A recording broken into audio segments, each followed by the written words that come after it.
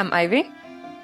I'm Rachel, and we are Swords and Sapphics, a podcast all about representation, queer media, women with a capital W, and a little bit of nonsense.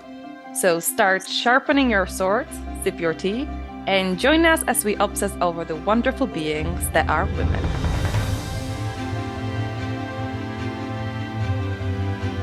Hello. Hello. What are we talking about today? We are going to talk about things. We'll talk about, well, we haven't really spoken a lot about the newest season of Heartstopper yet, so we'll talk a little bit about Heartstopper.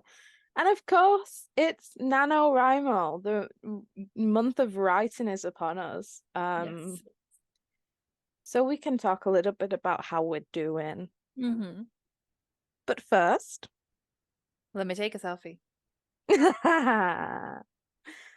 first of all, if you're watching us on YouTube, please appreciate our beautiful, beautiful merch. Mine is covered in dog hair, but I have a new hoodie.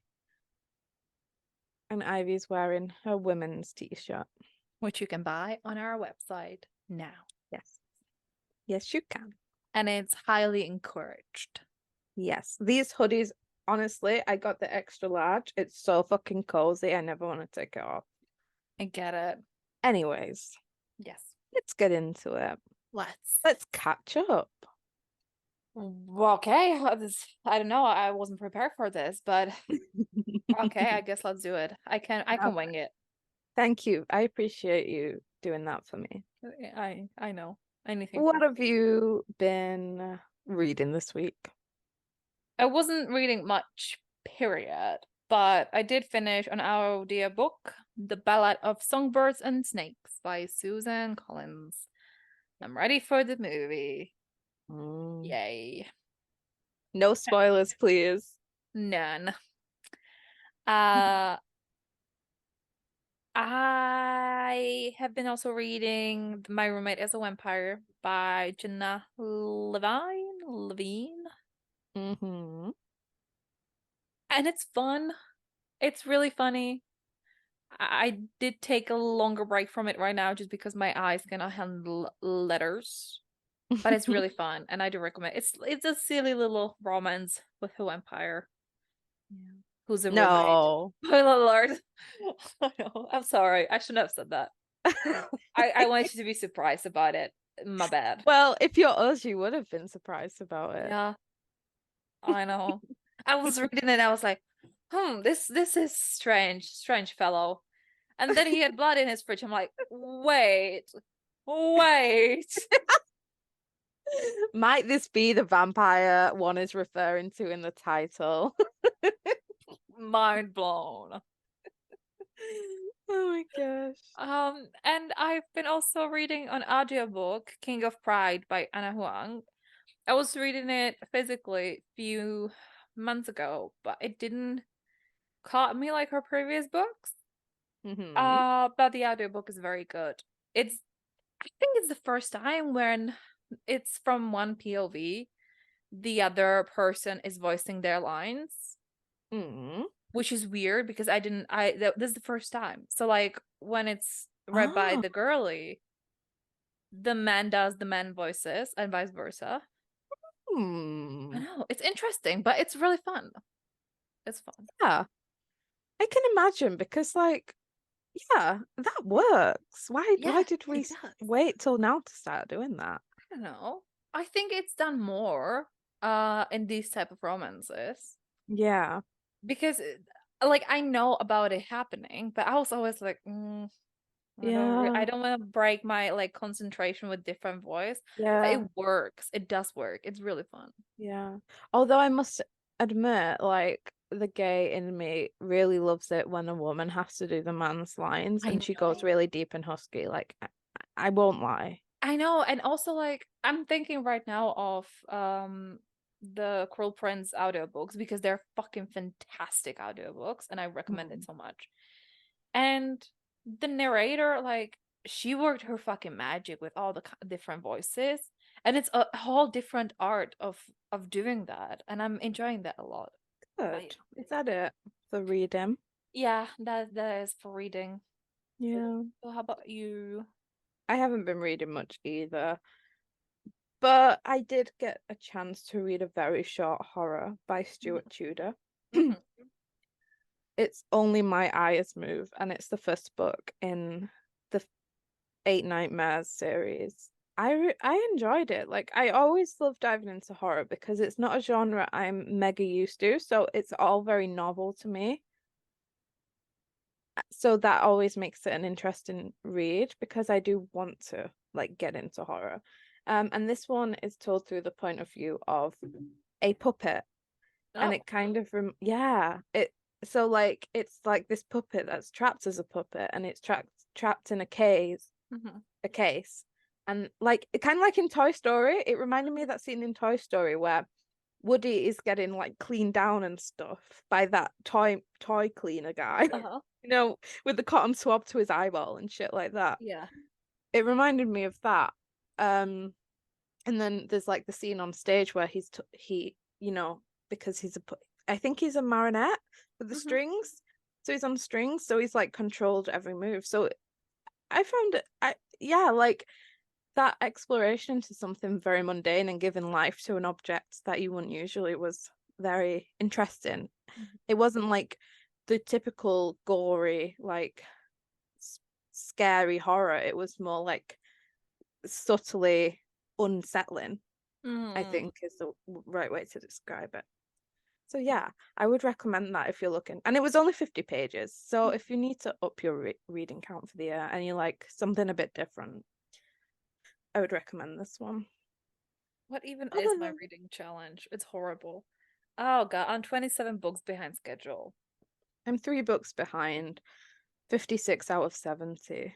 I'm I think 87 out of 135. I don't think I'll make it this year. We read a lot in winter, like when you That's think true. about it. That's true.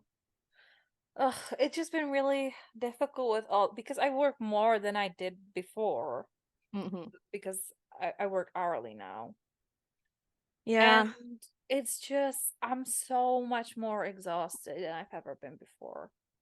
I And it's really know. difficult for me to read these days. And I hate it. I Yeah, hate me too, but I was having that trouble anyways because obviously like words are my job as well. it. Mm, So it's really hard to just I love reading and like it was my favorite hobby, but it's hard to not associate with work now.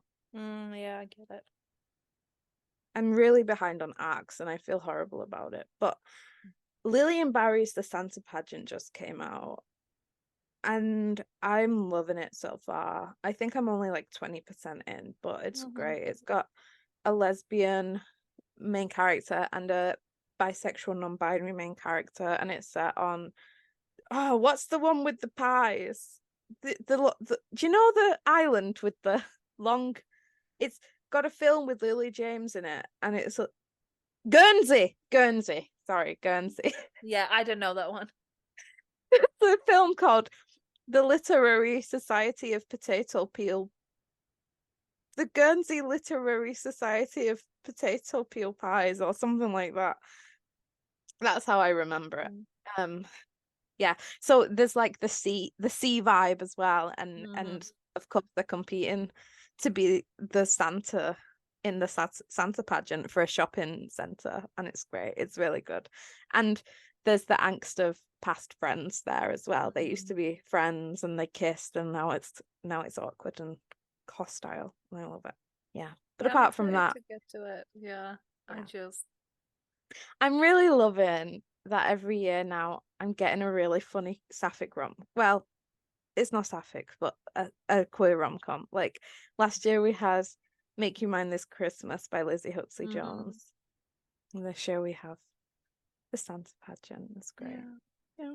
What have you been watching? I'm going through some stuff. I watched Grey's Anatomy. Mm. I've just got the last episode of episode. Got the last episode of season 11 to watch. Ivy lied to me and said that Derek doesn't die until season 14. But No, I'm no, I'm gonna set this straight. I when I finished my rewatch, I didn't remember when I my first watch. I didn't remember I was on season 19. I didn't remember what happened, so I said around season 14. And like 2 episodes ago, we can remember that this girlie was like, "I have few episodes left, a few seasons left of Derek," and I managed to keep a straight face. I let you know. And then this girlie, by the way, the next night or the night after that, she went through the synopsis of the episodes of the entire season. And I was like, stop it. Don't do this. And she was like, I'm not doing it. And then, and I was like, fuck's sake. She did it, by the way. I did it. I always do it. Yeah. So yeah, I've just lost McDreamy and it's a sad time. But Yeah. Meredith Grey remains a queen. I'm obsessed with Amelia Shepherd. She's my new everything. Mm. I have a new character and I do believe he's about to become the love of my life. You would believe correctly. And because he is everything. I'm so excited for you to like get to his peak. Get to his what? To like the peak of his character arc. Mm. He's really fucking Angelica. gorgeous, man. He is so fucking gorgeous. He's I so don't know what to everything. do with myself when he He comes on the screen. he makes me blush. He makes me kick my feet. He makes me giggle. Honestly. No man has ever done that. His sister, same thing. Yeah, I'm Same thing. excited. But right now, Amelia Shepherd is the love of my life. What I would request is that Owen Hunt stop signing up my babies to go do fucking tours in Afghanistan. This man is walking war propaganda and I've had enough. Leave them alone. George O'Malley didn't even make it through the front fucking door and he decided to do it again with April. Yeah, I just had to get that off my chest. I understand. Apart from that, I've been obsessed with this, so I've not been watching much else. Mm. We've been watching a little bit of Sex Education, but we're going very slowly with that, so we might do like a episode for it when we're done with it. What else? I've been watching a lot of BuzzFeed Unsolved on YouTube. Yeah, I'm obsessed with Ryan and Shane now. I'm like 5 years too late, but you're I'm there, and that's what matters. there, yeah, and I'm having a great time. That's good. Yeah. That's what I'm matters. definitely Ryan in the situation. Like he's scared of everything, and that's definitely me. Oh, I did actually watch something else. Oh, Two things actually. okay. I watched We Bought a Ghost. No, not We Bought a Ghost. We Have a Ghost on Netflix. That was shit, and I stopped watching it halfway through, but it did have my man's in it, David Harbour. That's such an Um, amazing like sum up of a movie. I love it. Izzy really enjoyed it, so I guess my nana also really enjoyed it. So I guess if you have a smaller brain capacity, you might enjoy. Love No it. disrespect. No, all the disrespect. It's okay. And we also was watching. Oh, what was it? It was a BBC documentary about the crime gangs near where I live in Rochdale. And it was very interesting and very like disheartening to see how much like drug gangs can affect like a community and a society. I had no fucking clue. And especially with it being like so close to where I live, it was Yeah.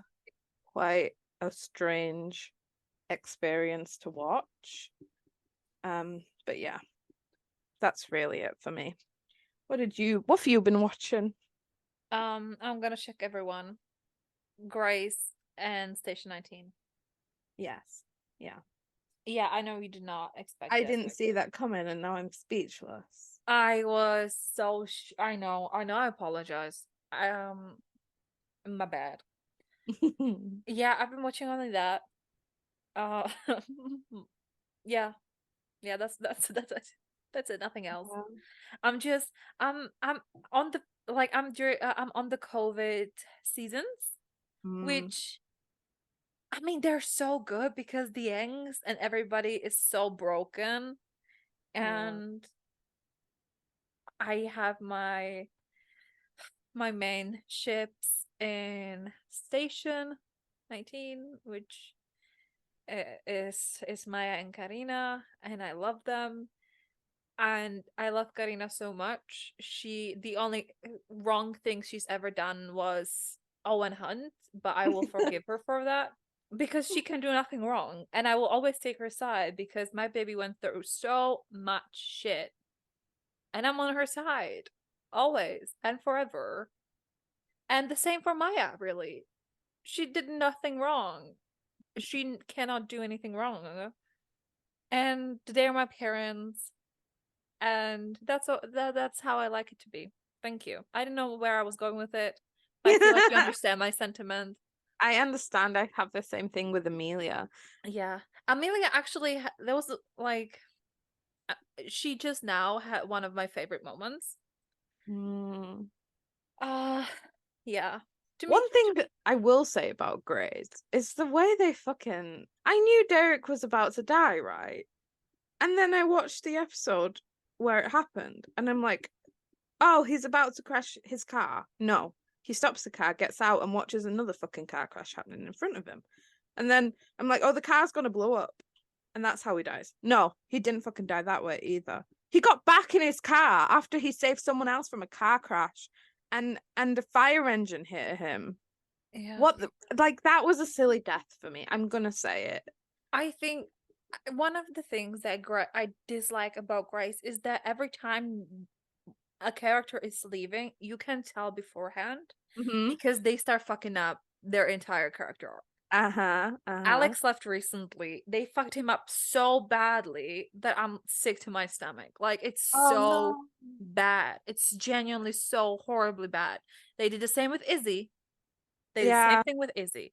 It's absolutely disgusting and it's heartbreaking because, especially when you have like fucking 15 years of a specific character Yeah. growing so well and they fuck it up in one episode, it's just so disheartening. I'm not ready for Alex because like Yeah. and Alex especially like he's been through so Yes. much development. Like he was the one who Yeah. started off awful and he became like so firmly loved because he has such a beautiful like Yeah. arc and that's gonna upset me. Once you get to it, I will tell you you will be upset about the same exact things that I was. Uh, It's just horrible. It's horrible. It's horrible. It's horrible. Yeah. Um, I think they managed not to fuck up Meredith only because Yeah. she's Meredith Grey, and I don't think they would get another season if they would. No, they couldn't do that to her. Um, They do. exactly from that you can tell when the actor wanted to leave and when Hmm. they wanted them to leave. You can Yeah. tell just based on that. Yeah. Because the argument about Derek going to DC was happening for like a whole fucking season. And like I could predict everything that was happening, but it was just also the fact that he got sent to a fucking hospital that didn't know trauma and didn't know how to handle his thingy. It Yeah. was really upsetting because when it gets to that point where you enjoy a character, you don't want to see them suffer that way. Like Yeah. you don't want them to die in an unfair way. And the fact that he was sent to a different hospital and not Seattle Grace, where he could have been helped, that's really unfair. But I'm gonna tell you, like, it's not the like there's so much outcome from this. It's Mm. so good. It's so good. People who've seen it know what I'm talking about because that was one of the last episodes Alex was in. That was my favorite episode. I know, like, there's a whole speech that I know, and I have it on my repeat because every time it pops out on my TikTok, I watch it all the time. It's so good, and I'm so ready for it to get to it. It's so I'm fucking excited. good. And before that, you're gonna have some beautiful, beautiful storyline. Well, it's not like beautiful. You're gonna feel things. It's gonna It be great. hurts. Yeah, Yeah. yeah.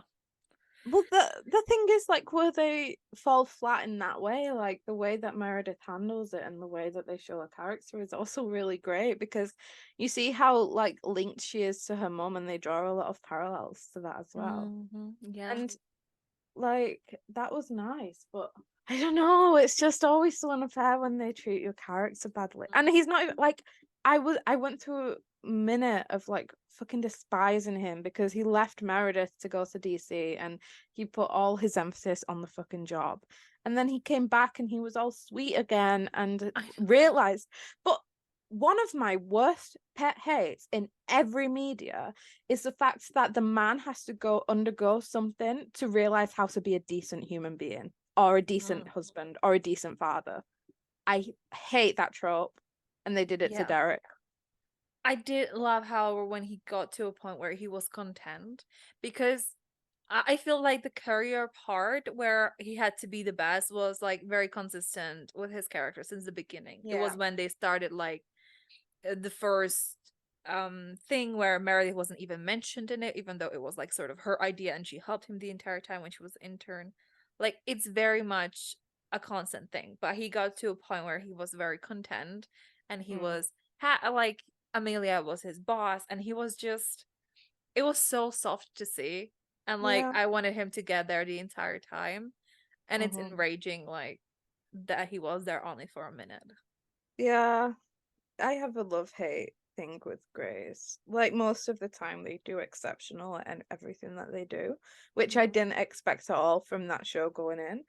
But like when a character dies, a beloved character, it usually misses the mark a little bit somehow. Mm. Don't worry, more people will die and they will nail it. And I'm scared. Yeah. I just went through something very emotional. Yeah, I actually still don't know how a lot of these people are going to leave me, and I'm scared. it's true. Like I knew Christina and Derek, like this is the first time going in where I don't know anything now. I know Alex is going to leave, but I don't know anything. I don't Mhm. know anything about what to expect from this point forward, and I'm scared. I'm very Yeah. scared. And of course I know Meredith as well. It's scary times. Anyway. Oh, we haven't talked about playing games, but do we really need to? No, it's still Fortnite. I did download a game during tonight on my phone. It's called Dragon City. And you built your Dragon City. It's a city full of dragons. I know, mind blown. It's very fun. I have my dragons. They're adorable. They named them. And one of them, what's it called? Do you remember how I called him? Dave. Dave. Dave. I got a dragon called Dave, and I love him.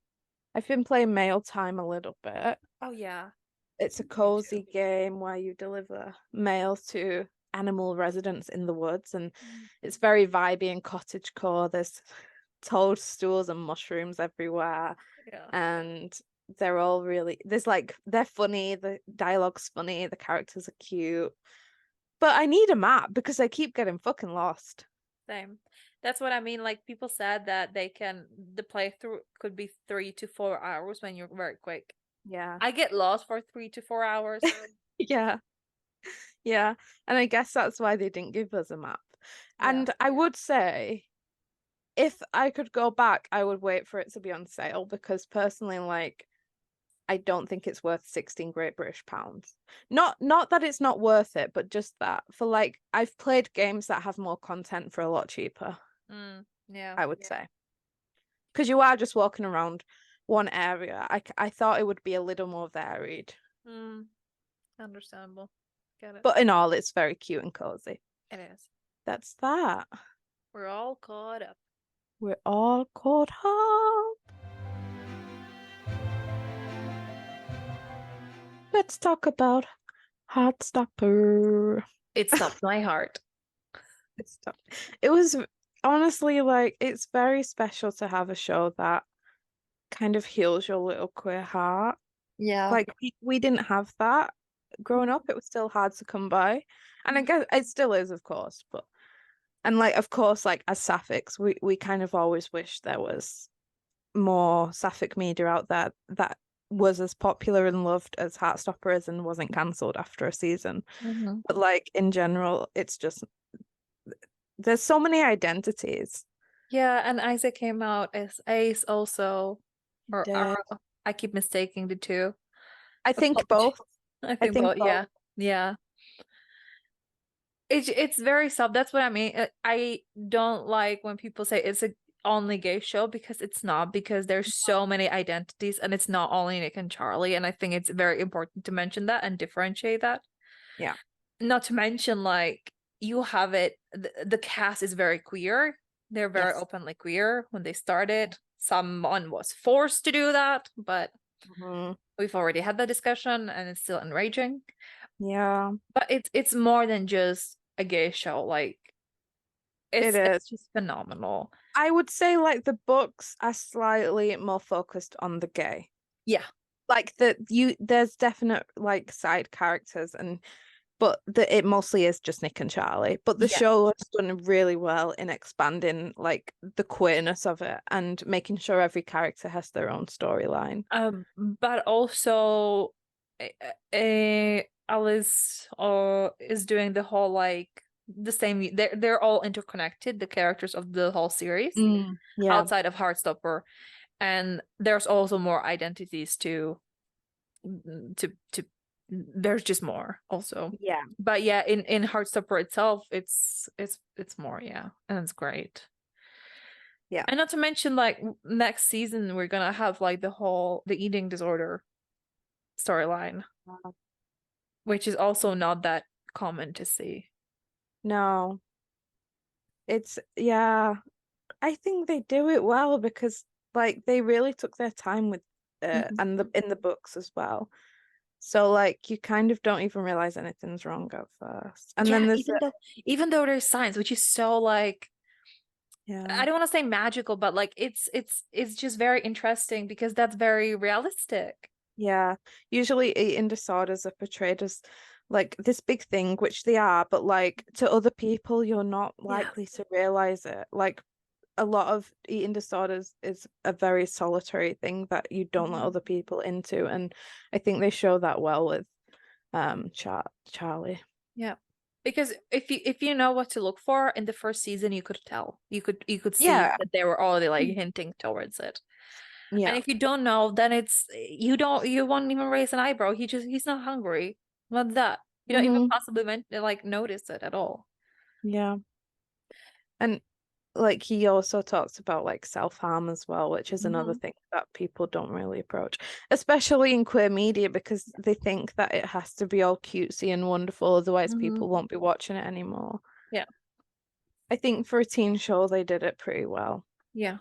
My favorite part though was the teachers. I know. Look, I'm not a teenager anymore. I'm thirsting for all of their parents and teachers. Hmm. And what was his name? Mr. Farouk? Yes, Mr. Farouk. Boy stole my heart. I know, I'm so in love with him. It's just He's grumpy and and his boyfriend is Sunshine and it's it's great. so soft. And also they're both men of color. Yes, and also he mentioned that found out about like himself later in life. Yeah. Like not it was that they had a whole conversation about that. Like it was very special, very soft. Yeah, it is. I agree. The last book is coming out next month. It is, yeah. I didn't even know that it was still going. Yeah. But did they intend to put out another book before the show came out, or Yeah. was it? Oh, interesting. Yeah. It was unfinished because I don't think the fourth one came out when they started when the first season came out. It was still like unfinished. But yeah, it's the last one. And I have to say it's one of those things because it's very short and quick. I would be happy for five more. I know, yeah. But also I'm always happy when it ends in its peak and doesn't like prolong Yeah, yeah, itself too much. yeah. I would like a similar show, but for adults. Yeah. Like I still want all that queer joy, but like just in adults. Yeah. Because my thing, I do actually feel quite like I feel quite like a little bit of pain when I watch it, just Hmm. because I wish that I had Yeah. more in high school, like, and it kind of makes you just wish you could just rewrite it all and have like be on a queer ley line like they are in It is Heartstopper. it is really bittersweet. You know. Yeah, and just in general, like I didn't have a lot of close friends like that, and there is such a lovely Um, like found family aspect to it that a lot of teenagers probably wish they could have. And I still kind of feel like that little teenager who didn't have Mm, that. I get it. Yeah. Also, a lot of people was like criticizing Nick for constantly saying, I'm bi actually, and like I'm bi because people kept calling him gay. And it's like, that's the fucking point. Good point. Like, bi is not gay. Like, gay can be an umbrella term, but like, it's not your job to like rewrite their queerness and like flesh over what they really are. Hmm. And also just the assumption that if you're kissing a boy that then you're gay. Yeah. Instead, like when so many other identities exist. Yeah.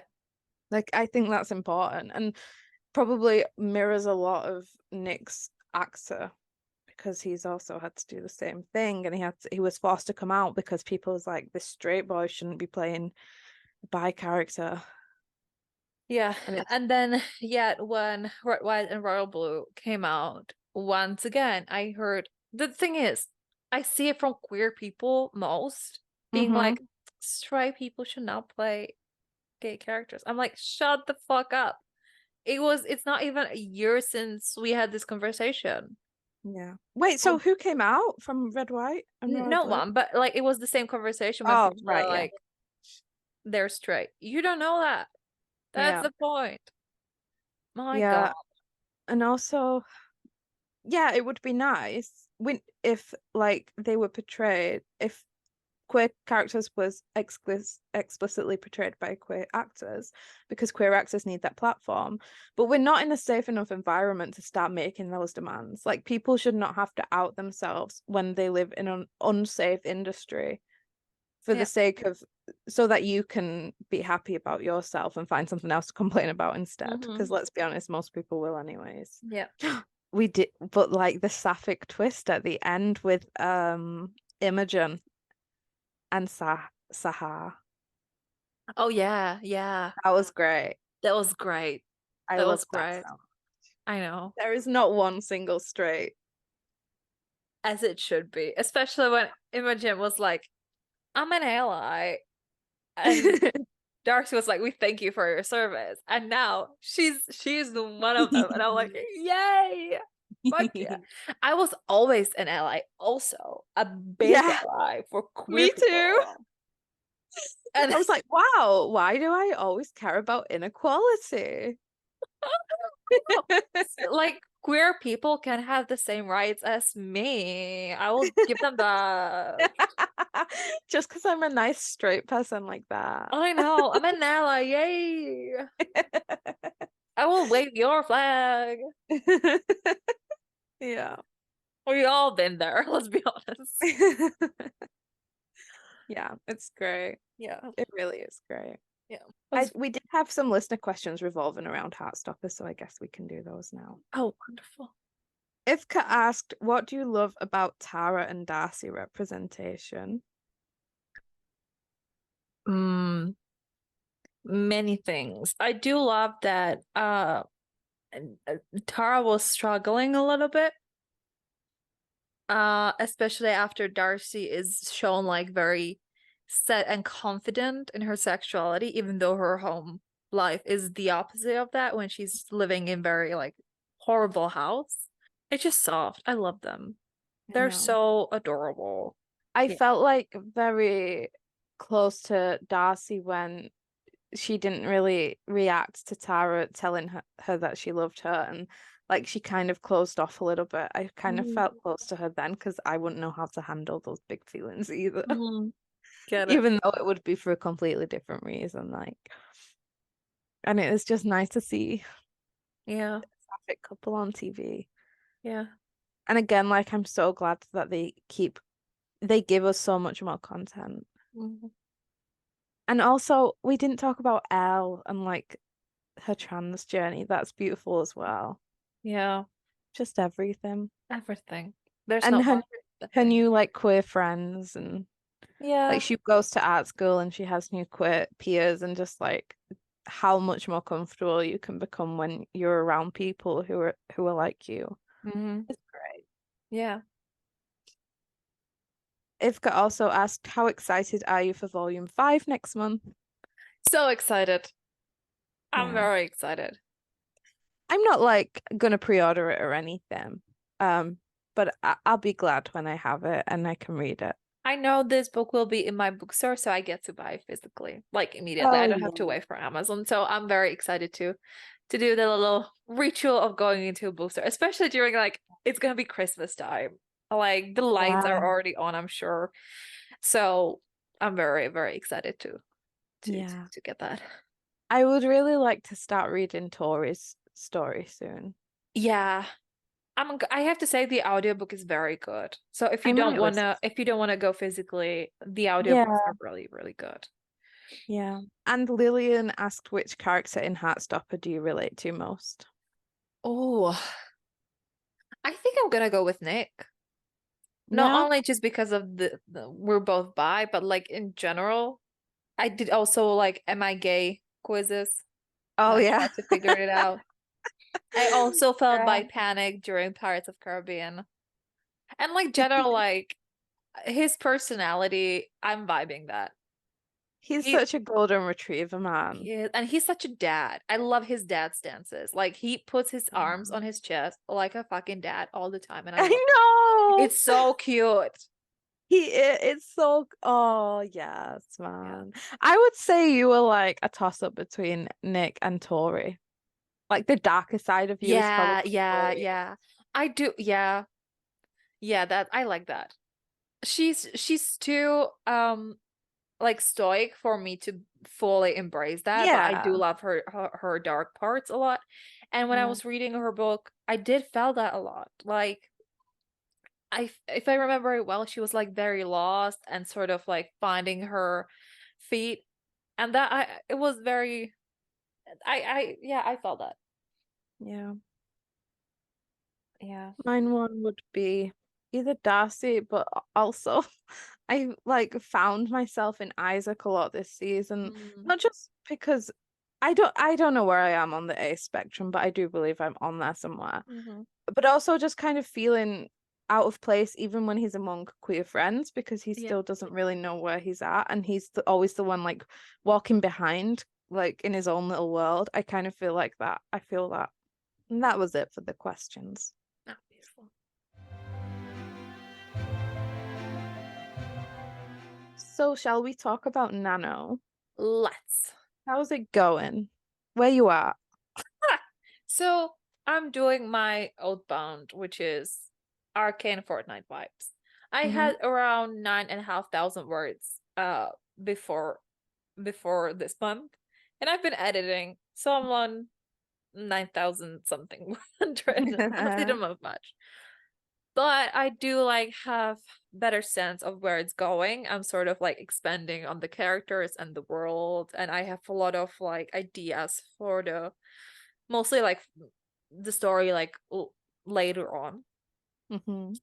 And last night, because I fell asleep around 5, I pretty much like figure out an entire character's arc, which was fun for me. So like I had the idea writing wise, not so well, but I'm excited to write more. Yeah, Yeah. we're trying. We've done a Yeah. couple sprints this week. Yeah. Yeah. Yeah. So how about you? I am writing a cozy witchy romance called Autumn Leaves and Magic Please. I started on 9K and I think I'm around 13 now. So I think altogether this nano I might have written 5K. So I'm a little behind. Let me find my accountability thread because that will tell me. Yeah, I've only written 5K. Mm-hmm. And the rule is like 1.6K a day around, but obviously like we both work. Mm-hmm. Um and my job is words, so like I don't always want to write at the end of the day. So I'm doing my best. I got a heads up from my agent. I sent her the first 8K that I'd written at that point just because it's a whole thing, man. I haven't known what to write all fucking year. And I was like, what about this? And then it needed a hook. And then I started writing it and it just wasn't feeling it. And then I emailed her again with another pitch. And then she said, wait, you've been mentioning romantasy. So, and I've been asked for romantasy. So you go write that. And I was like, okay, can you just quickly check it to make sure we're on the right page? So that's where we're at. She said she loved it so far. So I feel confident now. Good. There's lots of angst here. My protagonist is accidentally a little bit of a substance abuser, but in like a magical way, in an angsty magical way. And I have a guy there who's just Luke Danes, but British, which is brilliant. And yeah, I'm just enjoying it. I'm enjoying getting back into it and also being able to write something different because Mm, usually for Nano, I pick a project I know I'm not going to finish and I pick fantasy because I never publish in fantasy. I just enjoy, but it was like my first love. But I was always too scared to kind of actually be a fantasy author because I don't feel like I don't know, like it's a tough genre. it is all Contemporary different romance things. is more comfortable for me. Yeah, I get it. It Um, takes more, I feel like, brain power, especially when you're yeah. building the entire world. hmm Yeah. Well, I'm not doing that. It's kind of more of a paranormal romance. Mm, But yeah, I'm hopeful that this one is kind of the start of something else good. and like straying from contemporary to a little bit of what I started when I first knew I wanted to be an author. Hmm.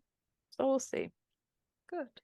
Has anything helped you get through Nano a little easier? Like, how are you convincing yourself to do the work? Well, I feel like I do. It's easiest for me to actually write or do stuff when you do it also. And like, Yeah. we said before, like when you're watching me work, it's easier for me to do the actual work. Yeah. Um, but with the ideas, I feel like I'm sort of switched to like it's November, so I kind of have to think of it more. Like I'm sort hmm of like pushing myself into like I have to, so I'm gonna now. And I've been listening to my playlist and also thank you League of Legends. They released a new song, Paranoia. Fucking banger. Like it's so good. It's so extremely good. I've been listening to it nonstop. And that helped me a lot, of course, because I keep thinking of a new like ideas and scenes that goes vibes to vibes with this song. Yeah. So yeah, I mean, yeah, I guess there is that. And I do love this specific project. And also with the Mm. Fortnite new season, that's also very helpful Yeah. because I'm getting the correct vibes. Yeah. And that's a lot for me, yeah. I've been, well, a big part of mine is like recipes and stuff. So I've been Hmm. enjoying like the Scrivener Oh research yeah. feature and the split screen feature. So like before I go into a baking scene, I find an autumnal recipe and Hmm. that's really fun for me. Playlist and mood boards, and Pinterest. Hmm. And just doing the sprints with people because at the minute we're having scheduled sprints in Discord, which everyone's welcome to join. So it's just useful to know that at that specific time in the day, that's when I should or at least try to do Hmm. something or around that time. Yeah, and doing it with you. Doing sprints I find is easier than just sitting down It is. to write It's because yeah, you have like an allotted time that you yeah, have to get through. yeah, But then absolutely. you know there's an end to it, and it's not gonna go on forever and ever and ever. Yeah. Because my toxic trait is that once I start writing a chapter, I want to finish it, and then something else will come to my brain, and I don't always finish writing when I want to or should. Hmm. So sprinting is easier for me in that way. Like once I've done two sprints or I've got my word count for the day, I'll be done. And Yeah. if it's in the middle of a chapter, then that's it is what it is. It's what it is. I do.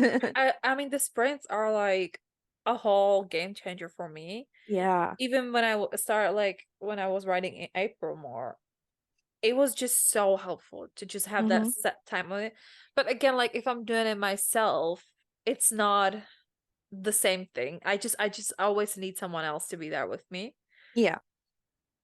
But yeah, it's fucking it's so good. Yeah. Yeah.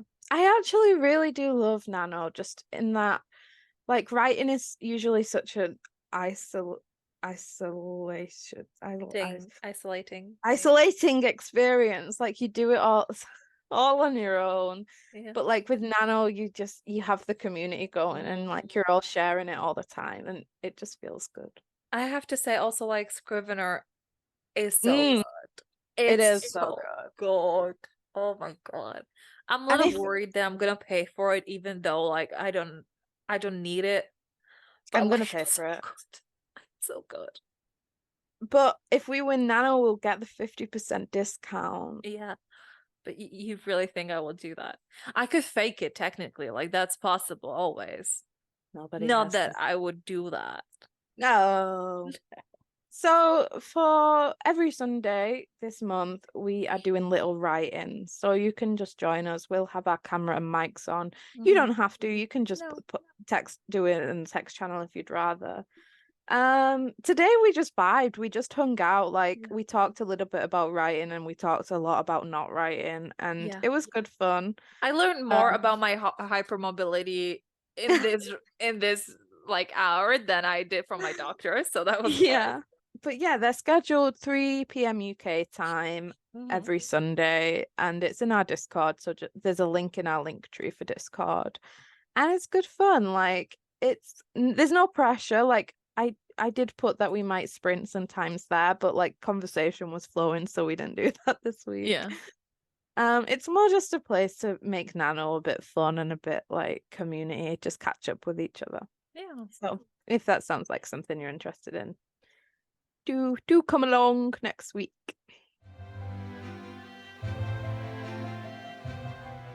I have tea.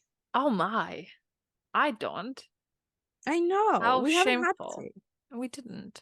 It's less tea and more just like what the fuck is going on in the Yeah. publishing industry. Yeah. Did you see? No. I don't think so. Maybe I'm not going No, on Twitter much lately. And by lately I mean the last few years because it's just been too much. I get it. A, a publisher's marketplace deal was announced by the author. Um, Oh yeah, I did saw it. I think you commented a it. Yeah, I saw it, yeah.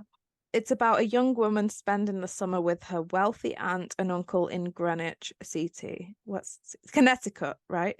Who Hmm. helps an obsessive crush on the family, who develops an obsessive crush on the family's black nanny and must decide who to protect after a tragic accident occurs. Exploring the insidiousness of privilege and complicity and the ways that whiteness and power protect their own. This was taken on by St. Martin's Press with the agent Francis Golden Literary Agency. So it's a hefty deal. I'd imagine it's 5 figures, if not six, right? The author is Kate Broad. She's white, is the problem. I mean, people should like white people should like go into their white privilege more, but without like that part of like bringing in black people into it again. Yeah. Like those are two separate things. Mm-hmm. It's It's just just, first yikes. of all, like the fetishization Hmm. of a black lower class person who is forced to do manual labor for a white person. It's it it's just it's basically like the fucking Nazi romance and like it's just another like oppressor and oppressee romance. And it's just it's I just don't know. First of all, as an author, why you would want to write that when you're white and it's not your experience. And if it is, I'm concerned. I'm Like a little shocked that like we had these conversations for so long and how are you honestly, so like not getting it still? And not it's only not. you, but the agent and the publisher and Yeah, so many people involved. that's what shocks me because an author can have a terrible idea, but like when it's enabled by the agent, the commissioning editor, and Hmm. usually other people within the publishing company will have read it before the deal is made because Yeah. like they all need to know what they're working on. It's just it's just bizarre. Like I don't understand. I don't understand how that can be.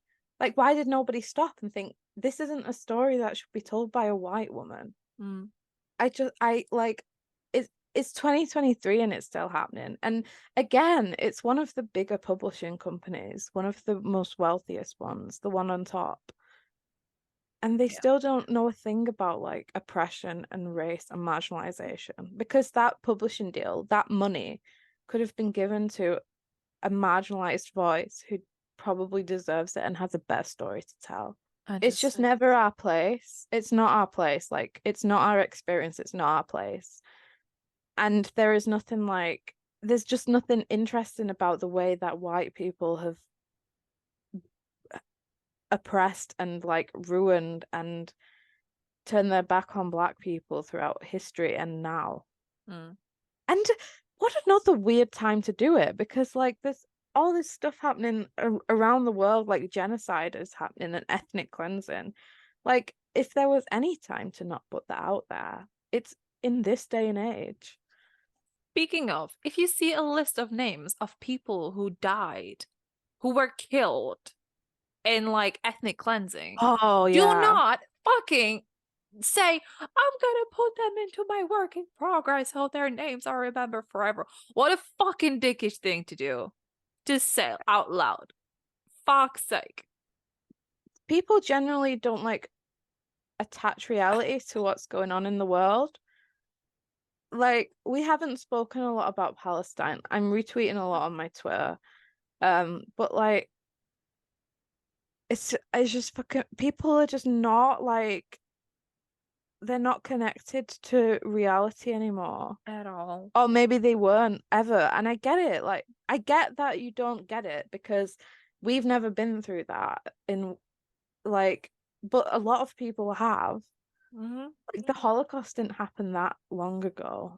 No, fucking Holocaust survivors are telling us this is the same thing that happened to us. Yes. These are the parallels. And every if you don't know anything about Palestine, then you have at least learned about the horrors that happened in like the concentration camps, because that was on without a doubt like every Western curriculum in schools. I just saw a photo like yesterday of Palestinians being in camps with numbers on their ankles. Hmm. Ring a fucking bell. Yeah.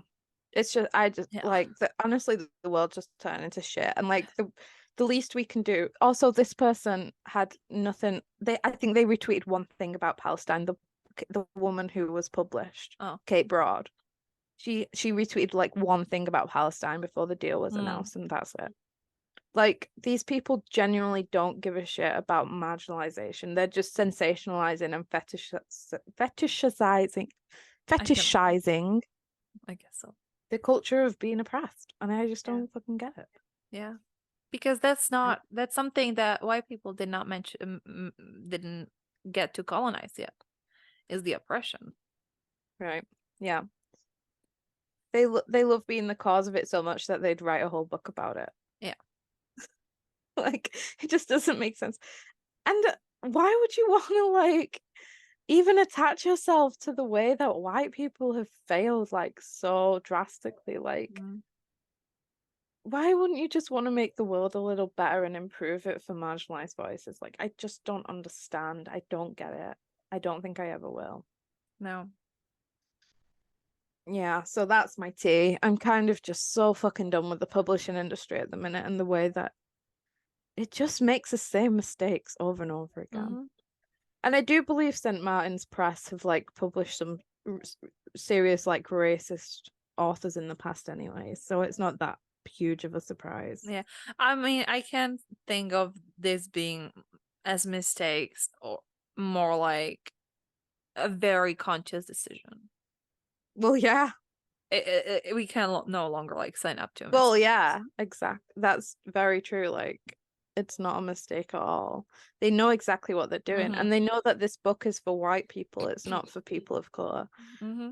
It's not about culture or anything else. It's just a book about like white saviorism. Because you can guarantee that the white hero will be a hero by the end of the book. Yeah. Because they'll do like the Mhm. basic thing and protect a person of color. Mhm. Either that or they'll just be so fucking disgusting that they won't do that. And that's, I don't know which is worse because the book shouldn't exist in either form. Yeah. Yeah. It's just time to just diversify your reading list and not support people who do shit like this. What do we have to announce? We have new articles going up every week this month, with interviews with various indie authors. Last week we had Esme Symes-Smith, author of Sir Callie series, which is like a kid lit with a non-binary protagonist, and it's medieval and magical, and it sounds great. And next week we have an interview with Chloe Spencer will go live, which is about her new horror book, Vicarious. So remember to keep updated with our blog. And we also just released our monthly release list for November. So check out all the new queer books coming out as well. And also remember to, Support women's rights. but most importantly, support women's wrongs. Unless they're doing all the shit that we've been talking about in the past 5 minutes. Unless they want to write a book about race when they're white and don't know what they're talking about. And until next time, we shall see you later, alligator. In a while, crocodile. Goodbye. Goodbye. Thank you for listening to Swords and Sapphics. You can enjoy a new episode every Wednesday. While waiting, you can visit our website, swordsandsuffix.com, and find lots of articles, interviews, and guest pieces. Feel free to contact us with any requests, questions, or inquiries through a form on our website or directly to our email, swordsandsuffixpodcast@gmail.com.